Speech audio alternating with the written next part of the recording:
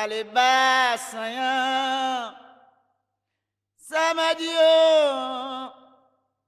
allez bas, Kosou, Samadio, je dis à m'engager, Samadio, dis va parler bas, Seigneur, Samadio, allez bas, Seigneur, Samadio, je dis à m'engager, oh Samadio, allez bas, Seigneur, Samadio, allez bas, Seigneur, Samadio, je dis à m'engager, Samadio, papa, allez bas, Seigneur, Samadio, allez bas, Seigneur, Samadio, je dis à m'engager, Samadio, allez bas, Seigneur, Samadio, allez bas, Seigneur, Samadio, je dis à m'engager, Samadio, papa, allez bas, Seigneur, Samadio, allez bas, Seigneur, Samadio, la misère m'a passé, Samadio, allez bas, Seigneur, Samadio, allez bas, Seigneur, Samadio, je dis à m'engager, Samadio, papa, allez bas, n'est-ce soir, Samadio, allez bas, Seigneur, Samadio, la misère m'a passé. Aïe Bobo, mesdames, messieurs, bonsoir. Avec vous, soleil levant, Mambo, initiée Vaudou, fondatrice et directrice du Temple des Mystères Vaudou, un lieu de ressourcement spirituel dans la plus pure tradition vaudou. Car qui dit vaudou, dit transcendance, religion, magie, art, médecine, spiritualité, connexion avec les énergies divines. Car les lois ne sont d'autre chose que des ramifications de la grande source, appelée indifféremment Mahou par les fonds du Bénin, Grand Maître ou Bon Dieu par les Haïtiens, et Olohum par les Yoruba du Nigeria. Nous allons aujourd'hui vous entretenir d'un sujet qui vous tient sans doute à cœur, pour lequel certains éprouvent une crainte irraisonnée, le vaudou. Le vaudou, en fait, c'est quoi? Le vaudou, si l'on prend pour belvédère des formations, le livre de Milorico, intitulé La tradition vaudou et le vaudou haïtien.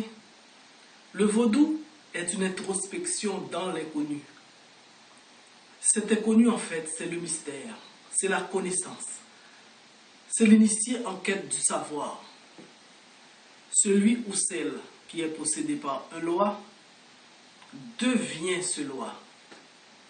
Car le loi va adapter sa fréquence vibratoire à celle de l'individu, de façon à ce qu'il s'harmonise, en sorte que l'individu et le loi ne font qu'un. Je pourrais même compléter pour vous dire que lors de certaines possessions, le loi et l'individu sont si harmonisés qu'on n'arrive même plus à distinguer lequel des deux influence l'autre. J'ai connu un type qui était possédé souvent par l'esprit de Simbi Ganga, mais on le désignait par Ganga. Même lui, il n'arrivait pas à discerner quand est-ce qu'il était là, quand est-ce que c'était Ganga qui était là. L'initiation permet cette fusion, cette complémentarité d'énergie avec notre loi. Loin de provoquer la crainte, la possession vaudou devrait au contraire provoquer de la joie, on devrait avoir envie d'être possédé. Si on prend Erzulifrida par exemple, Erzulifrida, son énergie est une énergie douce, est une énergie qui vous remplit d'amour, qui vous remplit d'une sensation de bien-être. Avec Frida, on se sent bien. On se sent comme transporté dans un monde où vos rêves peuvent devenir réalité. Dans la possession vaudou, l'initié plonge dans sa conscience. Il va dans l'intimité de soi, si je peux me permettre cette expression. Il communie avec son loi. Souvent, les gens ils m'appellent, ils s'inquiètent, ils se disent, est-ce que nous aussi on va être possédés, c'est ce qui nous fait peur, est-ce pourquoi on a beaucoup d'hésitation avant de venir dans le vaudou. Mais je vous rassure tout de suite qu'il n'y a rien de sorcier, il n'y a rien de diabolique comme les protagonistes du vaudou l'ont si souvent fait savoir. Car la nature vibre de la présence de Dieu. Tout est divin dans cette nature où le diable n'a pas sa place. Dans le vaudou, mais le diable, on s'en fiche. Pour en revenir à Rigaud dans son livre, Rigaud, lui, qu'est-ce qu'il nous fait comprendre? Que, en fait, ce vaudou-là, quand on veut vraiment y aller à fond, cette introspection, c'est cette recherche de nous-mêmes. Celui qui veut se connaître, qui veut se laisser aller, s'abandonner, savoir qui il est, il pratique du vaudou. Et on pratique le vaudou plus souvent qu'on ne le pense. Je vais vous donner un exemple. Quelqu'un qui va à une église dédiée à Saint-Antoine de Padoue et qui fait sa neuvaine régulièrement à Saint-Antoine de Padoue. Mais il affirme en se faisant que un humain passé, je dirais à l'infinitif, continue par-delà la mort, entre guillemets, à aider ses semblables. Ce qui signifie que l'humain n'est pas mort. Son essence, son âme, comme on l'appelle, reste et demeure. En plus, demeure utile. C'est là l'un des principes fondamentaux du vaudou. Le culte des ancêtres, le culte des esprits. Nos morts qui sont passés à l'Orient éternel continuent par-delà cette mort physique de nous aider. L'essence des humains ne disparaît pas. Donc on pratique du vaudou. Au temple des mystères vaudou, nous encourageons l'initiation. Pourquoi? L'initiation permet à l'individu de mieux comprendre ce que c'est que la possession, de comprendre ce que c'est qu'un loi et d'être plus en harmonie avec le loi. Car quand les gens ne sont pas initiés, ils ont des possessions brutales, voire dangereuses pour eux. Au niveau physique ou mental, c'est un peu dangereux quand les gens ne sont pas initiés. Donc moi, je recommande aux gens de se faire initier au lieu d'avoir peur bêtement, pensant qu'on va les manger, on va prendre leurs lois. On s'en fiche de prendre les lois des gens, car il y en a tellement de lois. Une loi qui vous réclame, c'est que vous vous êtes réclamé. Car qui se ressemble, s'assemble. Selon ce principe, le loi vous a choisi, mais vous aussi. Car vous êtes maintenant en complémentarité d'énergie avec ce loi. On ne peut pas vous l'enlever puisqu'il vous a réclamé. Vous vous êtes réclamé. Votre âme a réclamé ce loi par symbiose naturelle. Donc pourquoi avoir peur? Au temple des mystères vaudou, les initiations se font régulièrement de manière à ce que les gens qui participent, ils participent sans crainte. On ne veut pas développer un égrégore de crainte, mais on veut libérer le vaudou. On veut que l'être humain se sente à l'aise. Je vais vous donner l'exemple du guédé, par exemple. C'est un loi qui, lorsqu'il vient, il amuse, il fait des mimiques désopilantes, il danse de façon érotique certainement, mais en même temps, il lance toujours un message à l'assemblée. Il y en a qui n'y prennent pas attention, mais souvent le message du guédé est très sérieux. Tout en amusant, il enseigne. Le vaudou est de tradition orale. Parce que les esprits, quand ils viennent, ils donnent leur enseignement. Et cet enseignement est un enseignement dynamique, est un enseignement qui évolue. Ce n'est pas un enseignement sclérosé par le poids des ans. Oui, le vaudou est une tradition, mais cette tradition évolue. C'est cette facilité qu'a le vaudou d'évoluer avec le temps. Le vaudou, d'où vient-il? On se le demande. Le vaudou vient d'Afrique, bien entendu. Il a pris naissance avec la rencontre des esprits Yoruba avec ceux des fonds du Bénin et des Irois. Il a été amené en Haïti par les esclaves noirs. Il s'est enrichi de la rencontre de toutes les cultures africaines, plus des Amérindiens et des Européens. Dans le vaudou, nous retrouvons les rites Nago, Congo, Ibo, Kaplaou, etc.